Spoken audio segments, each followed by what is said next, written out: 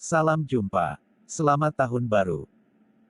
Di tahun yang baru ini, marilah kita memulai langkah kehidupan dengan sesuatu pengertian yang baru. Suatu pandangan yang baru di dalam Tuhan, untuk meresponi kehidupan yang semakin tak menentu. Kita mungkin sering mendengar orang berkata, "Di mana pikiranmu?" Dan secara spontan mungkin jawabannya adalah dengan menunjuk kepala kita. Atau ada juga yang melontarkan kalimat, "Orang tidak mempunyai hati." Apakah hati yang dimaksud adalah jantung? Hati dan pikiran. Ya, ini yang diperlengkapi Tuhan bagi kita. Agar kita dapat meresponi kehidupan ini dengan benar. Hal yang harus kita ketahui yaitu, hati berkaitan dengan emosi, mengungkapkan perasaan yang tidak mungkin bisa digambarkan secara logis.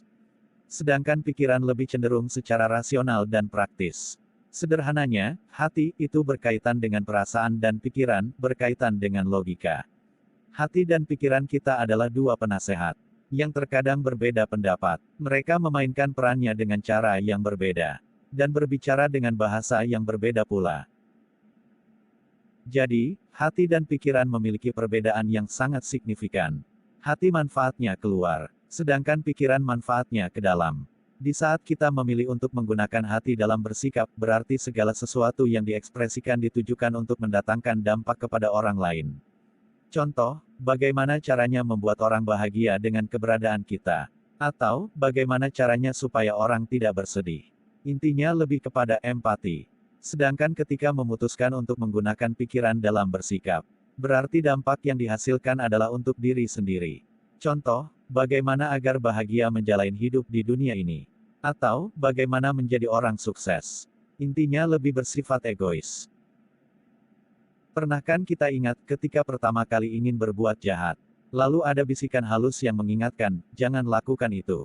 Itulah hati. Namun seringkali kita menghiraukannya. Kita lebih percaya kepada pikiran, yang berusaha untuk meyakinkan, dengan berbicara, sudahlah tidak apa-apa, sekali-kali boleh. Mulai saat itu sebenarnya kita telah terjebak permainan pikiran. Lebih parahnya lagi, kita jadi terbiasa dimanipulasi oleh pikiran yang membuat kita bertoleransi, sekali-kali boleh. Itu bisa menjadi sebuah kebiasaan dan pada akhirnya membentuk karakter diri kita yang kurang baik. Dalam kehidupan, gunakanlah hati terlebih dahulu. Hati itu tidak pernah berbohong. Karena hati sifatnya tidak terbatas. Berbeda dengan pikiran yang lebih suka melihat dari sisi negatifnya terlebih dahulu.